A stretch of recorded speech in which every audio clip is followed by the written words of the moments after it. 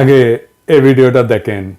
হাসনাত আব্দুল্লাহ, লুঙ্গি dance কোন সিনেমার গান? এটা ইন্ডিয়ান একটা ভারতীয় ফিল্মের খুব সম্ভবত এটা গান, লুঙ্গি ডান্স। খুব সম্ভবত, আমি নিশ্চিত না, কারণ আমি গানটা শুনেছি কিন্তু কখনো দেখার সুযোগ হয়নি বা দেখিনি। গতকাল রাতে ধানমন্ডি 32-এর আশেপাশে শুনেননি? গতকাল এই বিষয়টি এসেছে, মানে শুনেছি। দেখুন, বঙ্গবন্ধু একটি মীমাংসিত সত্য এবং মীমাংসিত বিষয় না, আমি প্রশ্নটা ছিল শুনেছেন, শুনেননি? হ্যাঁ, আমি শুনেছি, আমার হলেও শুনেছি এবং ঢাকা বিশ্ববিদ্যালয়ে আমি শুনেছি এবং সেটিকে ডিজোন করার কোনো সুযোগ নেই। আমার প্রশ্ন শুধু অতটুকুই ছিল, শুনেছেন অথবা শুনেননি। জি, আমি একটু বলছি, লুঙ্গি ডান্স হচ্ছে চেন্নাই এক্সপ্রেসের সিনেমার গান। এটা 2013 সালে মুক্তি পেয়েছে সিনেমাটি, এবং এই গানটিতে কণ্ঠ দিয়েছেন হানি সিং নামে একজন গায়ক, এবং এই গানটি রজনীকান্তকে ট্রিবিউট করে এই গানটি করা। মানে তারা তাদের সিনিয়র অভিনেতাদেরও এতটাই সম্মান দেন যে এইরকম একটা বড় সিনেমায় শুধুমাত্র তাকে ট্রিবিউট করে একটি গান করা হয়েছে। এখন আপনাকে প্রশ্ন করতে চাই, গতকাল রাতে ধানমন্ডিতে যারা লুঙ্গি ডান্স করেছেন তারা কারা?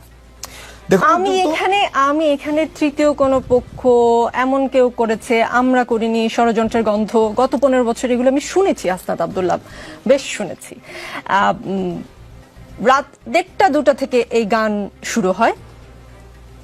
আমাদের সংবাদকর্মী ছিলেন সেখানে 2-3 ঘন্টা বা তারও বেশি সময় ধরে চলে। এতক্ষণ পর্যন্ত আপনাদের কানে খবরটি যায়নি এবং আপনারা এসে সেটা থামানোর চেষ্টা করেননি। এইটা কি আসলে আমাকে বিশ্বাস করতে বলেন? মাইয়ার খুব লাগিছে লুঙ্গি ডান্স নিয়ে দেখতেছি। দাঁড়াও মাইয়া, তোমার ড্যাডির লুঙ্গি খুলে দিচ্ছি, আসো। লুঙ্গি ডান্স কেন দেওয়া যাবি না? শেখ মুজিবকে খুব বেশি বুঝে গেছো না? হ্যাঁ, এই যে বুঝে রাখেন, বুঝছেন, এই যে আওয়ামী লীগ কলে ফিরে আসবে এই যে সংখ্যালঘুর ঘাট ধরে আর নারীর ঘাট ধরে, বুঝছাও তো? এইগুলারে আগে সাইজ করে রাখতে হবে। আচ্ছা, আর একটা জিনিস এটা দেখে নেই, ধানমন্ডি 32 নম্বরের 2 পাশে ব্যারিকেডকে দিছে সেনাবাহিনী নাকি স্বরাষ্ট্র মন্ত্রণালয়? সিদ্ধান্তটা কার? মানে আমার জানা দরকার আর কি, কুরকুরানিটা কার? সুপুর নাকি উপদেষ্টার? 32 নম্বরকে প্রোটেকশন দেওয়া যাবে না, সোজা হিসাব। 32 নম্বরের সাথে আমাদের সকল বোঝাপড়া শেষ হয় নাই। যে ব্যারিকেড বসাইছেন সেটা সরান। ভালো করে কইতেছি, ব্যারিকেড না সরাইলে কিন্তু মহাবিপদে পড়বেন। লাঠিগুলি টিয়ার গ্যাস দিয়ে বিপদ ঠেকাইতে পারবেন না। কি বিপদে পড়বেন ভিডিওর শেষে কমুনি। ধানমন্ডি 32 নম্বরের সাথে আমাদের হিসাব আছে। ওই বিল্ডিং এর প্রত্যেকটা ইট জনগণ খুলে নেবে, তারপরে ওই বিল্ডিং এর মুক্তি। জনগণের সাথে ফয়সালা শেষ। অনেকে কইতেছেন মুজিবের কি কোনোই ভূমিকা নাই? থাকবে না কেন? হাসিনার মতো একটা রাক্ষসী জন্ম দিছে। মানুষের ঔরসে রাক্ষসী জন্মানোর তো কোনো উদাহরণ নাই আগে, তাই না? আর মুজিব কি করেছে? স্বাধীনতার নেতা ছিল। আজ এনে বিষয়টা দেখি।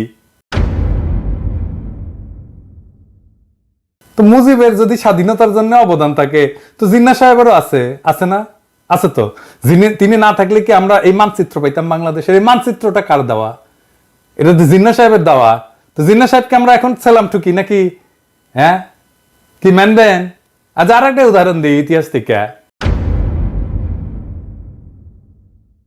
মুসলিম লীগ আমাদের জমিদারি উচ্ছেদ আন্দোলনের নেতৃত্ব দিল। আমাদের যুগ যুগের এই যে তিতুমির যে লড়াই করলো, হাজী শরীয়তুল্লাহ লড়াই করলো, এই যে নুরুদ্দিন লড়াই করলো, কার জন্যে? জমিদারি উচ্ছেদের জন্য। তো এই জমিদারি উচ্ছেদ আন্দোলনের নেতৃত্ব দিল কে? মুসলিম লীগ। তো জমিদারি প্রথা উচ্ছেদ করলো কে? আমাদের প্রথম রাষ্ট্র পাকিস্তান উপহার দিল কে? মুসলিম লীগ। তো আমাদের পূর্ববঙ্গের সব রাজনৈতিক নেতৃত্ব করতো মুসলিম লীগ। মৌলানা ভাসানী বলেন, শেখ মুজিব বলেন, শেরে বাংলা বলেন, সবাই কে না? এই মুসলিম লীগ তারপরে ক্ষমতায় যায় জনগণের বিরুদ্ধে দাঁড়ায় মুসলিম লীগ নিশ্চিহ্ন হয়ে যায় নাই? আমরা কি এখন মুসলিম লীগের নামে জয়ধ্বনি দেই, জয়গান করি? মুসলিম লীগের নামে করি না।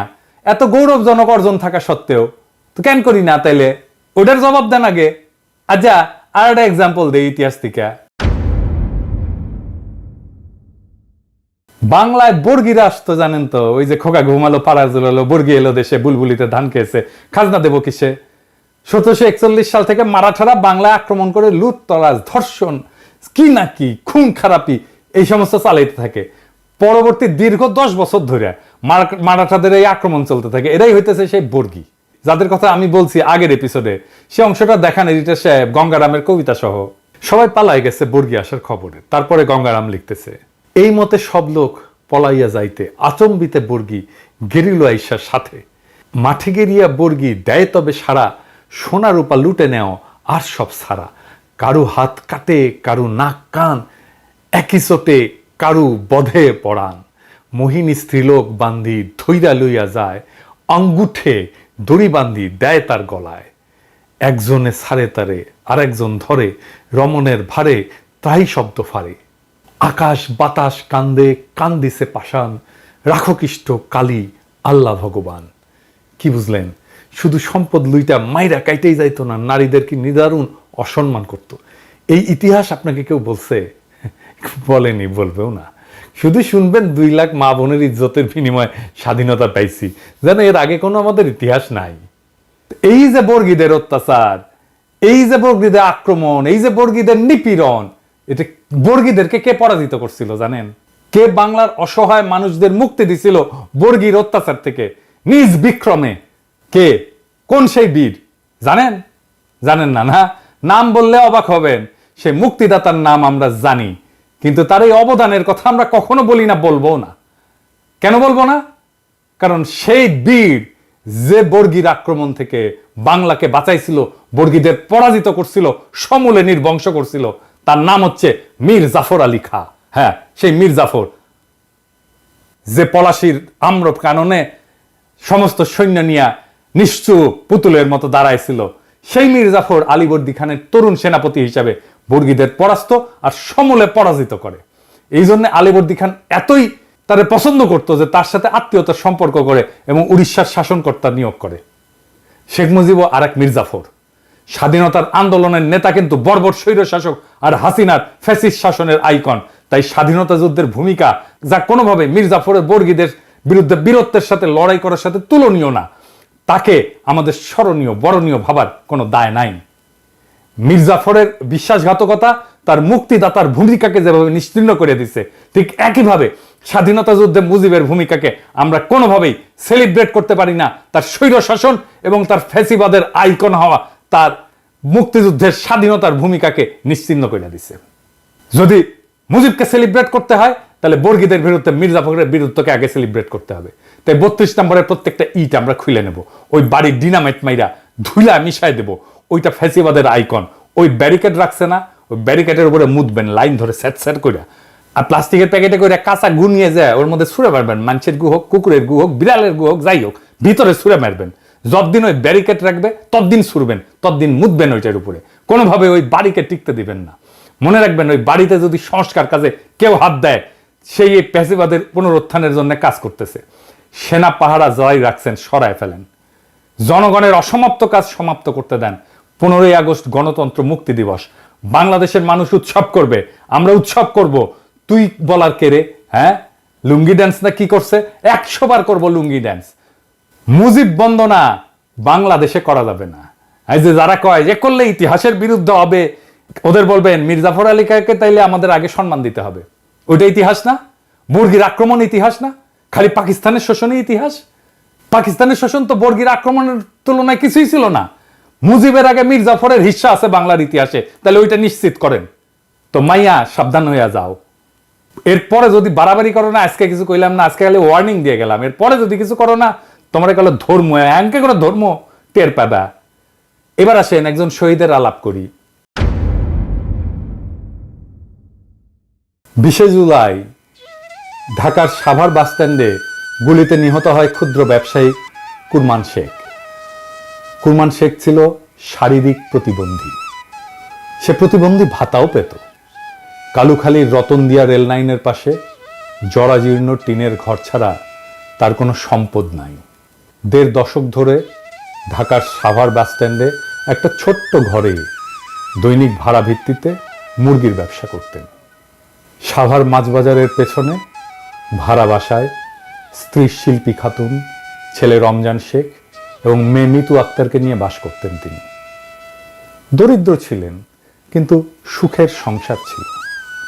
ছেলে রমজান শেখ জগন্নাথ বিশ্ববিদ্যালয়ের লোক প্রশাসন বিভাগের 4র্থ বর্ষে, মেয়ে মিতু আক্তার ইউরোপিয়ান ইউনিভার্সিটিতে BBA 1ম বর্ষে পড়াশোনা করতেন। সংঘর্ষের দিন সাভার এলাকায় অনেকের দেখা দেখি কুরমান শেখ দোকান খুলেছিলেন।